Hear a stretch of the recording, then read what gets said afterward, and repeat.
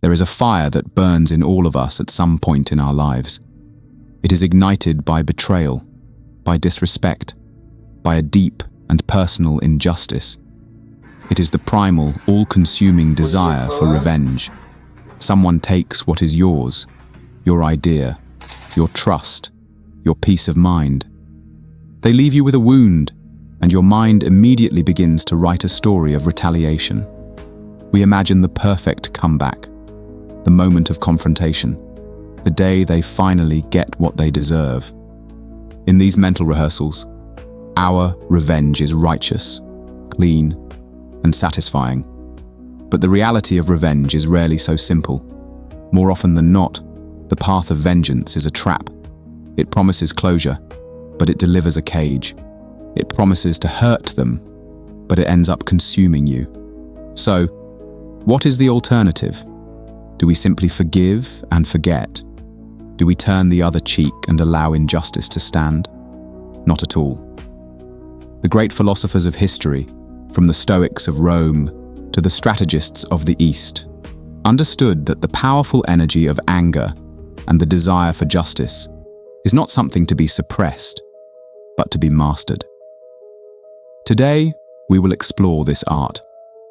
This is a guide to the 3 most powerful forms of revenge. They are not about returning pain for pain. They are about a profound alchemy of the soul, transforming the poison of resentment into the fuel for your own ascent. Chapter 1. The first path. The wisdom of letting go. When you've been deeply wronged, when you've been betrayed, disrespected, or had your dignity trampled, the desire for revenge is not just a thought.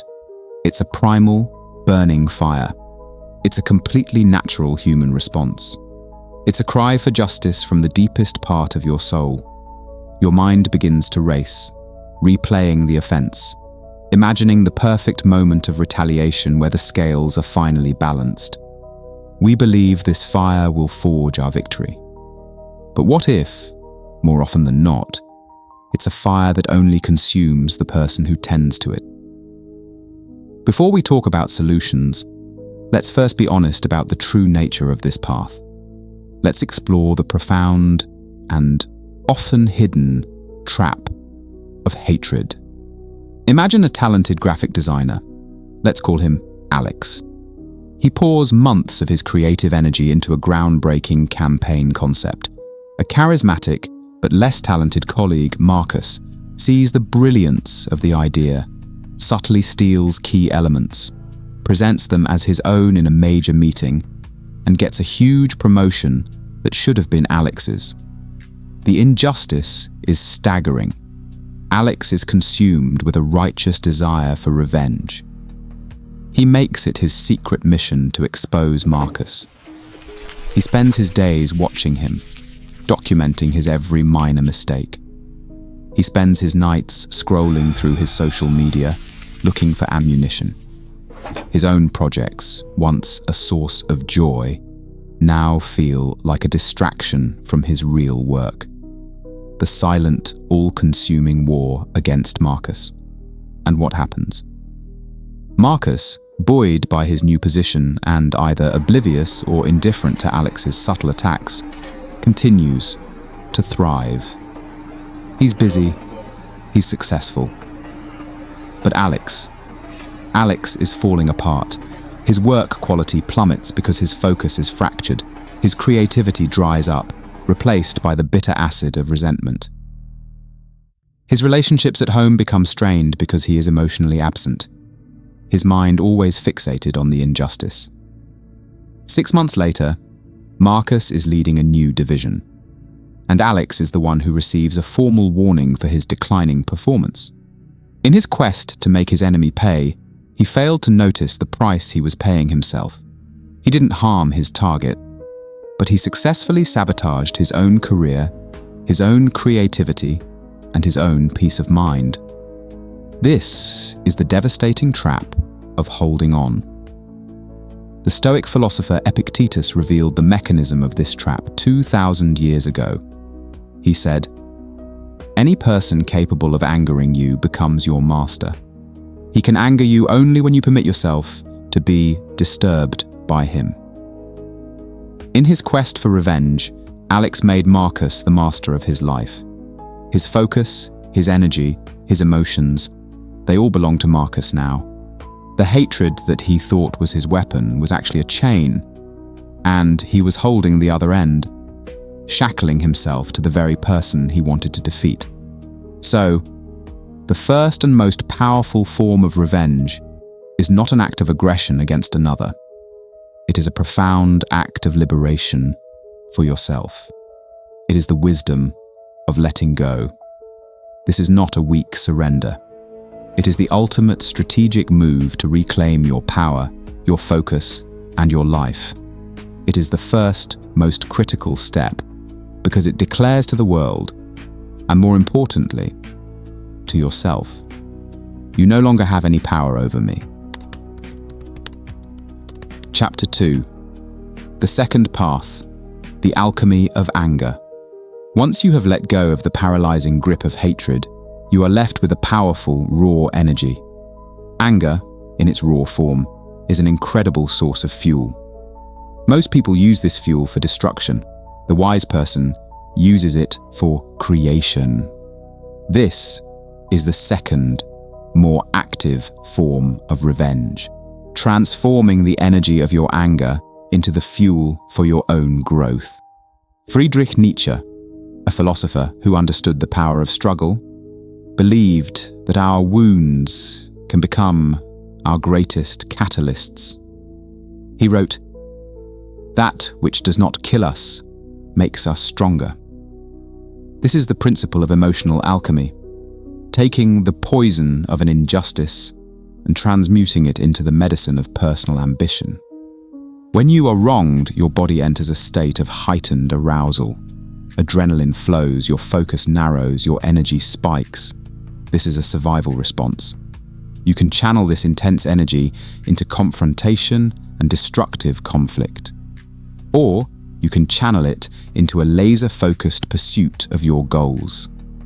Imagine a young entrepreneur is betrayed by his co-founder, who steals their business idea and pushes him out of the company he helped build.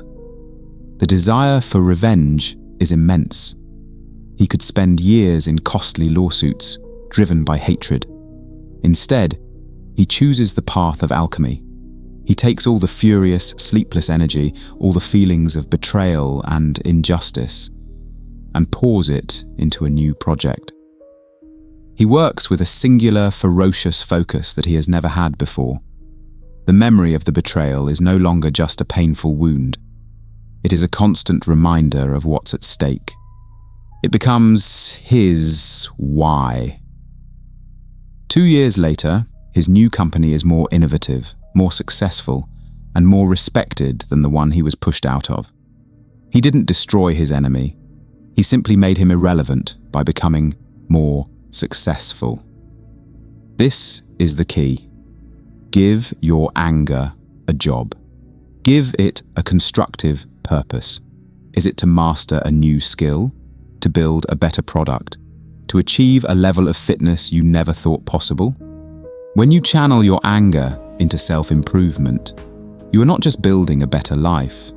You are using the very energy of the offense to build a fortress your offender can never touch. Chapter 3. The third path. The revenge of a life well lived. This brings us to the third and most profound form of revenge. It is the one that requires the most patience but delivers the most absolute victory. It is the simple, silent, and devastating revenge of living an incredible life. Your haters, your betrayers, the people who underestimated you, they have created a small, limited story about you in their minds. They have cast you as the victim, the failure, the one who couldn't succeed without them.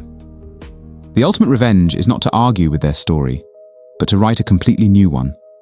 A story so grand and so beautiful that their petty narrative becomes an irrelevant footnote.